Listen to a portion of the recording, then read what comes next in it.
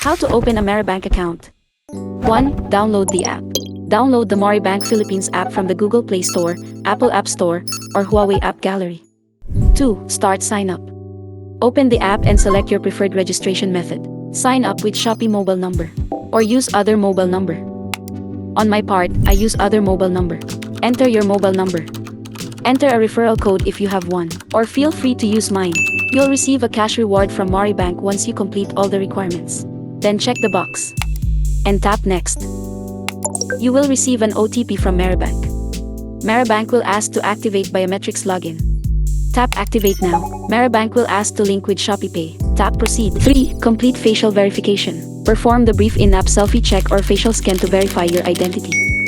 4. Upload your valid ID. Take a clear photo of your primary government ID. 5. Enter personal details and set PIN. Fill out the required personal and contact details. Create your 6-digit MariBank secure PIN to finalize the setup. Once submitted, account approval is usually instant or completed within a few hours. You will receive an in-app notification and an email once your account is ready for deposits and transfers. That's it.